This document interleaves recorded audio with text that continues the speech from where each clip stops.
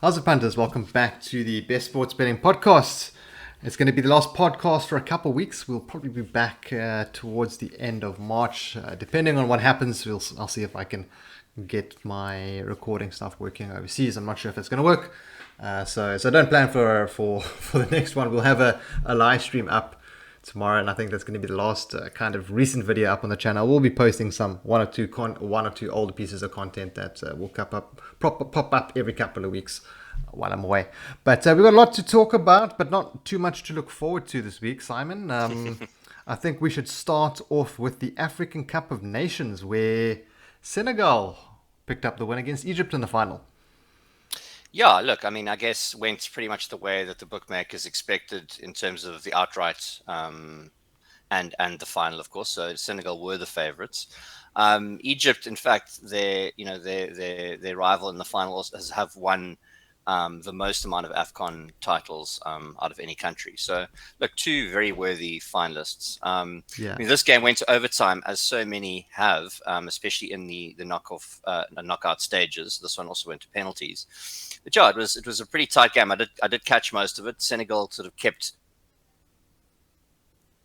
It was a fairly closely contested affair, but quite interesting that Sadio Mane, who missed a penalty in the 7th minute, which would have given Senegal the 1-0 lead, actually ended up scoring the last penalty. And obviously giving them the win. So yeah, I suppose he must feel quite good that he kind of redeemed himself there. Yeah, and I caught a bit of the match. It wasn't too exciting, to be honest. There was the semi-finals I found a lot more exciting, and we had a couple nice picks there. I think our picks came through. I had some of those crazy picks. I had Senegal to win. That was a great price. It was at 1.8. Yeah. I can't quite remember some of the other ones. It was both teams not to score. I think that one came through with Egypt as well. Right. So last week we actually did pretty well, the podcast, except for England. I didn't pick up a win on England, but we'll get to we'll talk about that now. Yeah. But otherwise, I was pretty surprised at how at the legs that little bet had.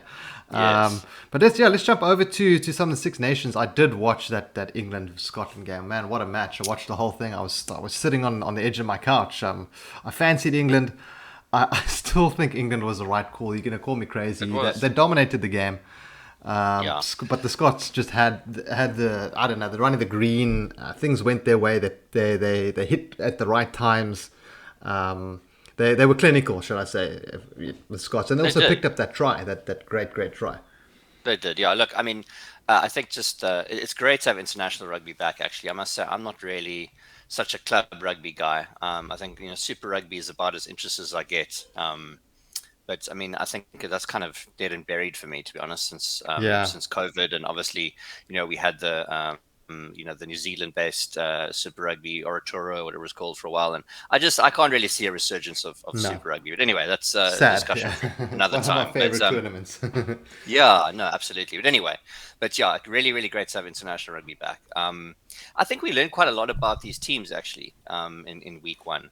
I must just at the outright say, I mean, we were looking at when looking at the outright picks, I thought Ireland looked quite overpriced at 9-1. And I think anyone would have watched that game against Wales couldn't have disagreed. But we'll get to that one just now. But yeah, England dominated. I think they really did. I mean, especially in the first half. I think everywhere except for on the scoreboard. And look, Scotland were pretty disciplined and quite patient in their defence, I think. That was the key. They didn't give away too many penalties. They didn't. And they really managed to absorb the pressure. And obviously there was that fantastic try. But I think, Scotland really approached the game with quite a lot of maturity. But I think, I still think England was the right side there, especially, I mean, that price of nearly 9-10 that you were getting just before kickoff. I mean, I said to you, I think I sent you a message before that saying, this is the kind of price that I think could get walloped by some big punters, sort of catching the bookies sort of with their pants down, because sure, England were missing some players, but I still don't think that necessarily justified the price moving all the way out there. I mean, it would basically close at about a half a point handicap or something, which started at, I think, 3.5 to the Scots, or to England. So really, really, it was a great game though. but thoroughly deserved win from Scotland nonetheless. Yeah, I was just hoping it wasn't going to be a draw. I was sitting there in the last year. I'm like, please don't be a draw. Please don't be a draw. Yeah, And unfortunately, it didn't go that way. But well done to the Scots, and that atmosphere at Murrayfield was amazing. I think it's the first was. full stadium or post-COVID full stadium event that they've kind of had there, and the atmosphere was amazing. Then Yeah. yeah, Ireland smashed Wales. Not too much to talk about in that one. It's like the current champions looking terrible. Um, and then I fancied Italy as always on the plus, the halftime plus against France, and somehow that came in as And well. it came Not that in. I took the bet, I didn't take the bet, but it was a Yeah, fancy. What was the halftime score? 18-10, and I think the handicap was like yeah. 13 or 12 or So he something like that. came in nicely. It's the Yeah. little gift that keeps on giving. Yeah, no, I mean, I didn't see any of that game, but I did see that came in, and I had a little chuckle to myself. I mean, I must say, I think, look, Wales weren't great, but I think that Ireland certainly showed what they're made of in that first game. I mean, that 29-7 scoreline to Ireland actually doesn't really No, reflect how no. dominant they were. I mean, that first half, they could have put 40 on the board. It was ridiculous. And that said. I mean, Ireland's odds have now moved from 9-1 to 2.65 to win the Six Nations just after that one game. So they're just behind France now. So the bookmakers didn't waste any time in killing that opportunity to bet on Ireland. So I really, really wish I got down more on that. But anyway, I think there was some good value there, but they certainly jumped on it. Yeah. But yeah, I mean, looking, well, we'll look ahead to the other games in a moment, I guess. Yeah. Yeah, and then well, I mean EPL. We kind of previewed some of the games that are still taking place tonight. I think most of the games we spoke about last week are actually kicking off tonight. Mm, So not really too much to talk about on the recap front. There was a match last night between Spurs and Crystal Palace. yeah. And yeah, Crystal Palace picking up a win. They're very, very surprising. Yeah. I did not see that one coming. I would have Yeah. banked Spurs in, I don't know, most of my bets if I was having a punt. Absolutely, and I think we mentioned this the other day. They've had probably the most talking about Palace here, some of the most surprising results, across the season. They're not consistently, but they have managed to pull these kind of results out the bag. So I think I suppose you just got to be very very careful opposing them. I think definitely not a team to necessarily bet against in accumulators and so on. Yeah, I'm not sure if that was that. I'm not even sure if I'm looking at the right match here. Was it the right match? Because I didn't actually watch it last night. I don't know if you caught any of the game, but I No, can't, I I didn't. can't quite seem to find that result. Maybe it was something else. Maybe I'm getting a little bit confused here. Oh, it was the under 23s that I was getting confused with because I did have a little stab on that. So anyway, ignore all of that. That was I think that was all the under 23s that I was referring to because I did have that in one of my little bets, one of those long shot accumulators, and I had a look at it and I was like, wow. But anyway, tonight we have Newcastle taking on Everton. We spoke about that one last time out. I do fancy Newcastle here for a result. I do fancy the double chance. Um, it's going to be a big Yeah, match. It's going to be a massive match. It's probably going to be, yeah. It's for me. There's nothing really else. I'm not really that interested in any of the other matches tonight, other than that one. Yeah, well, I mean, obviously new manager Eddie Howe, who came in, I think it's about a month after the buyover, and you'll start Target, Trippier, and Wood against Everton, it seems, and then also Bruno Guimaraes, who's Yes, the midfielder who from Leon. Newcastle signed from Leon for a record 55 million euros. Will probably also start. So I think he's going to go in with all four, which will be interesting to see how they gel on the pitch. Yeah, look, I saw this price actually moved a little bit towards Everton, and now it's kind of moved back again. So there's kind of a pull on both sides of the market for this one. Um, yeah, I think for me that's the game tonight. But I think for me the most interesting looking game from a betting perspective is actually on Thursday, and that's when Wolves host Arsenal. And I think there's two angles to take in this game. You could possibly take in this game. And the one I like the most is probably both teams to score. And I mean, odds of 2.02 on Betway, and that's without even shopping around. So you might find a better price, but I just can't really see how that's justified. I would have this it would at 9 to 10 apiece, or or favored on the both teams to score there. Wolves are in good form. I think a score draw looks a very likely result in this one. So I must say I really like that, and also. I just think Wolves are also a slightly too big of a price here. I mean, the draw no bet at odds of 2.4 also looks pretty good to me. So I must say I like that game from a number of different betting angles. And just a correction from earlier, it's Spurs are taking on Southampton in a couple of days' time. So, but sorry, apologies for that earlier mix-up. But the other bet that I liked was City versus Brentford. Both teams to score, so that one I'm still going to stick with. I see Brentford are 21-1. If you really want a nice outside shot, a nice big, an old £5 bet's going to return over £100 there if you fancy an upset, Simon. But I don't see it happening. It would be nice to see both teams score. I think the price was pretty generous on that one. Yeah. But yeah, if you guys want to find out more about our picks for the upcoming Premier League, go listen to the last podcast. We have a lot more. We've broken it down in a lot more detail there. Yeah, the big one, unfortunately, between Chelsea and Arsenal is the one that was actually scheduled for Saturday and it's been postponed. Yes. So that's a pity. So there's no kind of really big headlining game on the card, and you can kind of see that was obviously the big match, which is not happening anymore. Which are the another two games I think will be quite interesting to watch. We don't have to preview them, but I think Brentford and Palace and Leicester and West Ham look quite tasty games. I think those could be quite closely contested. I must say I quite like over 2.5 goals in West Ham Leicester. I think that looks a solid bet. That's actually come in the last 6 matches between the two Wow. clubs. Okay. Yeah, so it's quite a nice trend. And I mean, odds of 1.69, you can probably get a better price. That's just what's available at Betway. But I think the over 2.5 there, West Ham Leicester looks a very nice one.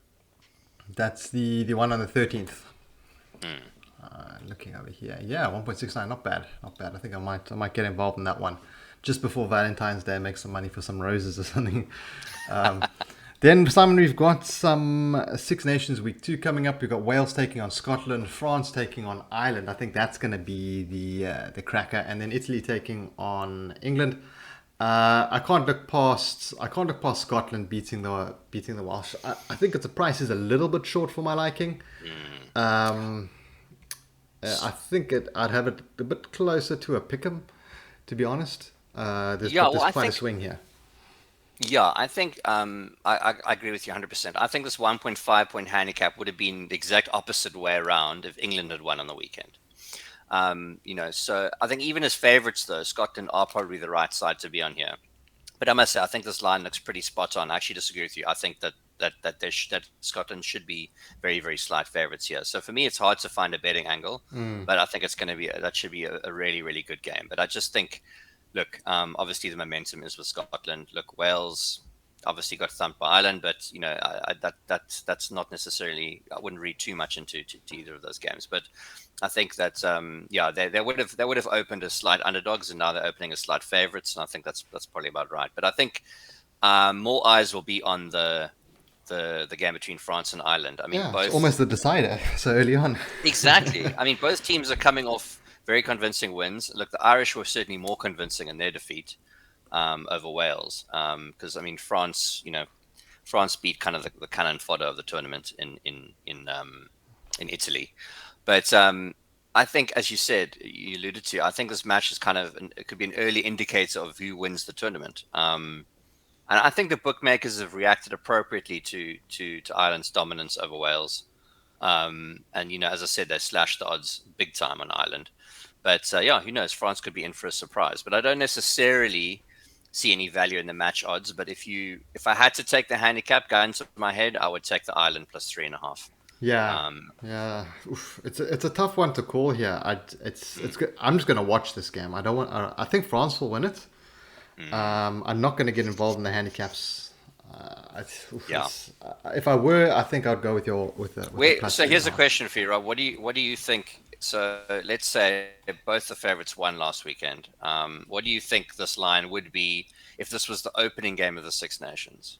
Would you think it would be more like maybe 5.5, or how many points do you think France would be favorites if this was the first game? Oof, that's a difficult one here. I want to say the handicap's about right. So I feel the handicap is about right, but I don't like the price on. I'd probably have it a little smaller, to be honest. Around three, two and a half, Yeah. three. I think it's close enough to maybe a two and a half at a push, but I think that's pushing it a bit too far now. But I thought France would be a little bit better on the straight up markets. I thought they would be maybe around 1.7 around there. 15 to 20 even, not 1.6, 1.61. I think that's the thing. I think if there's any value to be had, it's probably going to be in backing Ireland. Yeah. Yeah, as I said, I think handicap wise for me, I would take those 3.5 points with Ireland. But I mean, look, France are worthy favourites. They are still favourites of the tournament. They didn't play awfully at all on the weekend. I just think that Ireland probably surprised us a little bit more. But yeah, it's going to be a very very interesting game to watch. Yeah, it's going to be a heck of a match, and I mean, gosh, I don't even think I'm going to be able to watch it. To be honest, I'm going to have to somehow find a stream, Yeah. which I don't think I'm going to be able to do, which is unfortunate because this is definitely the match of the weekend. And then we've got going back to the other matches, we've got Italy taking on England. I mean, England should win that one quite handily. The handicap there is like 25 points. I'm not going to get involved in a halftime handicap there. I think England are going to come out and probably cover that first half handicap just with their style of rugby. They like to come at teams nice and fast and hard, get those early points on the board. And I did say to you in the other match, I fancied England to score a try in the first 11 minutes against Scotland, which they didn't do. I'm not sure if I can get odds on that in the Italy versus England match. I know sites like Sporting Bet have that. Yeah. Maybe Sunbet. So I'm going to have a look there, and if I can get decent odds on England to score tries, it's probably going to have to be like 5 or 6 minutes, to be honest, because it is. So do they generally with those markets adjust the time or the odds? They adjust. Just They so- usually yeah. adjust. They usually adjust the odds on that like 10 minutes 59. I think is usually Okay, the so one that so I that's bet on. okay. So the time won't change from what you bet last week. It's just that you'll get shorter odds, obviously. On Yes. any, yeah. Okay. Yes. So I'm not Yeah. sure what the odds are going to be on that, but it's probably going to be pretty short because England are such heavy favourites. So I'll look and see if I can find a market where it's maybe like first 6 minutes or first 5 minutes or something like that. Maybe points to be Yeah. scored in the first 5 minutes. Hollywood bets also usually have an interesting market or two like that. So I might get involved there, but otherwise there's not really much. I'm not taking that minus 25.5. I can't quite recommend taking Italy on the plus 24.5 either, so that's one to stay away from. And yeah, that pretty much wraps up the Six Nations, Simon. And then we've got another big event coming up with the egg-shaped ball. Yeah, the Super Bowl. And yeah, look, I mean, as I mentioned last week, I haven't delved as deep as I usually do into the NFL this season, and for that reason, my preparation for the Super Bowl has kind of been rudimentary at best. Normally by now I've read a lot of content, I've listened to a lot of podcasts, I've had some time to kind of let the information stew in my head, to come up with a few solid bets that I really like. But not no such luck this year. But yeah, it's still exciting that it's coming up. I mean, it's it's 1:30 a.m. on Monday morning, which is not the best time for anyone to watch. I mean, if you either kind of have to take the day off work or be prepared to be very tired, because with the halftime show and everything else, the action won't end before about 6 a.m. So it really is it's a long match. Which are, as we discussed briefly last week. The Rams will play the Bengals in the Super Bowl. The last week the handicap was about -3.5 in the favor of the Rams, and that's actually moved to 4 points and even 5 points at some bookmakers. And I think this line will ultimately settle at about 4.5, which looks spot on to me. Last week when you We, said we to me said it that was last week there. We did say it was exactly, going to move out yeah, quite a lot. Huh? You said you that. said 3.5, and I said that seems a bit short, and so I think 4.5 is probably close to where it should be. Look, I say this I mean, based at on the moment, it looks like it's going to be 5. Like it's yeah, could just be. steaming out. I mean, I say this based on recent results and sort of preseason expectations because, as I said, I haven't been following the season closely at all. But yeah, so I'm a bit in the dark. But I think that's ultimately where it'll be.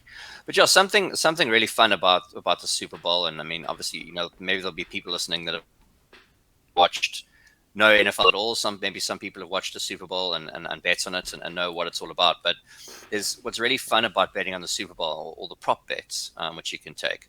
So some of these are related to the actual match, like what's actually happening in the match. Like, for instance, a player to get over under a certain amount of passing yards, or over under a certain amount of tackles, or something like that. And then there's completely random, crazy prop bets on things like the length of the national anthem, over under 95 seconds, or the color of the Gatorade that gets poured on the winning coach's head. So all these strange, weird, and wonderful things, which are really, really fun. So not all of these prop bets are available at bookmakers in South Africa, but any bookmaker offering odds on the Super Bowl generally will have a few of these bets, which can make it really, really fun. Except Betway. Cough, cough. Yeah, look, I think that as the week progresses, they should add a few. But Sporting Bet has the biggest selection of Super Bowl prop Always bets. have had, yeah.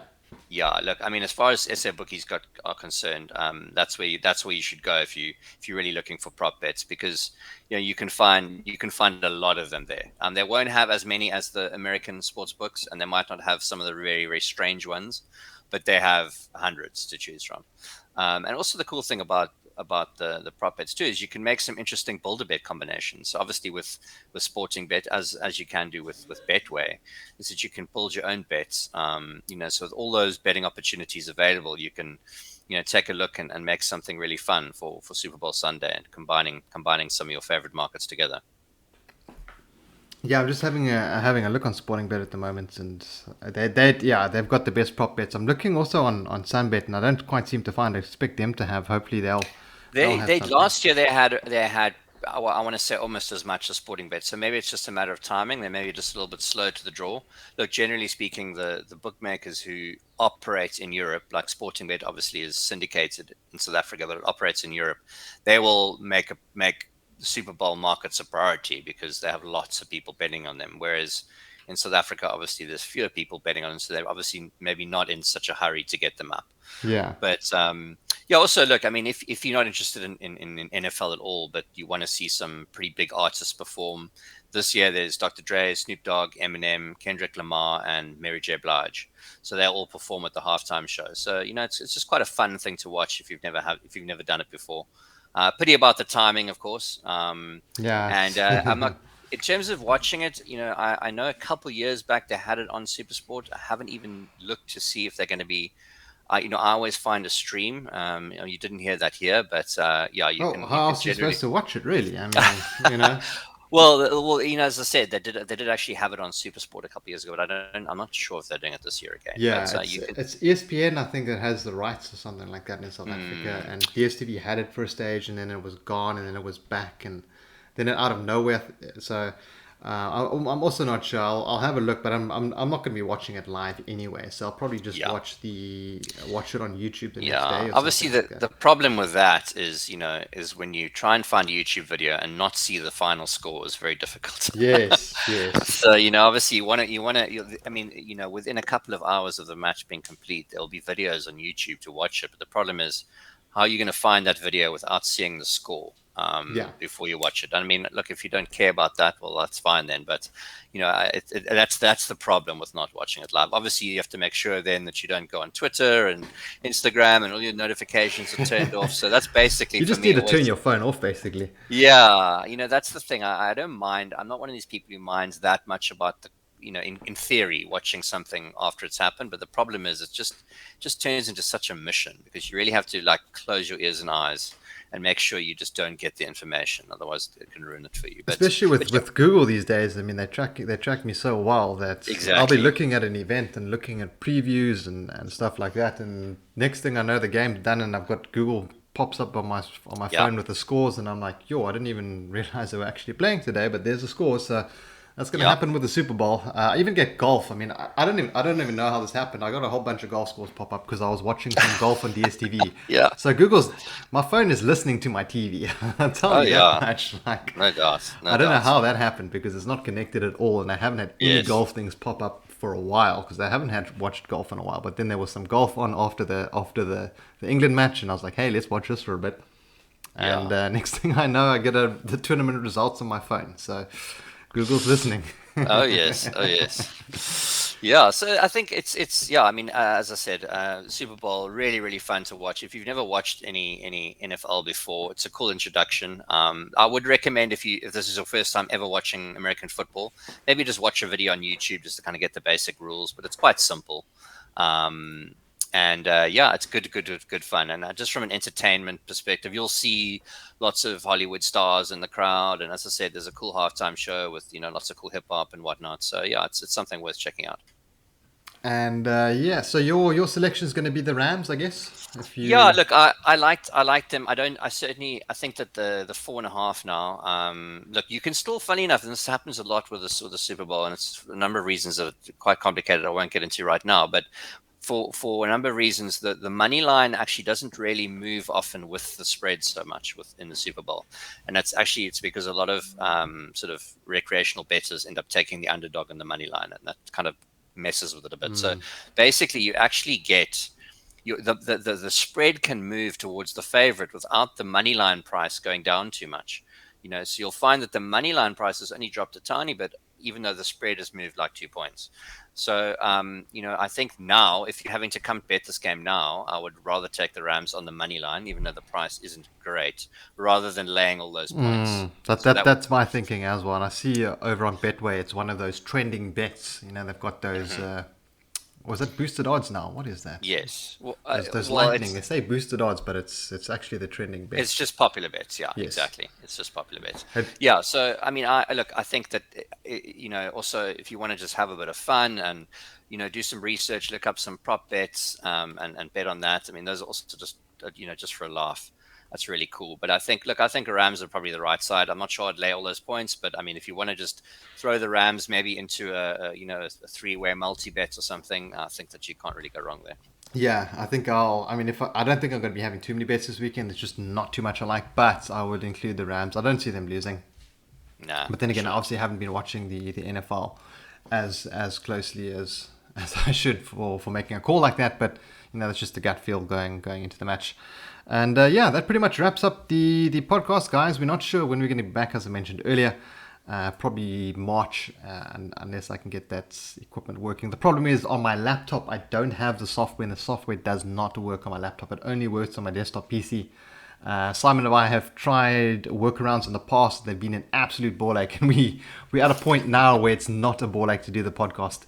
So I don't know if you remember that, Simon, how much of a ball ache it used to be with all these Oh different yeah. sound settings, and Oh it yeah. was just such a headache in the past, and I really don't want to go back to that for a couple of weeks. So, but we'll see if we can make a plan. If we can make a plan, we'll do that, and I'll post something up. But anyway, guys, I'm going to be off for a break. Simon's also going to be having a bit of a break from it. So we'll catch you guys in late March.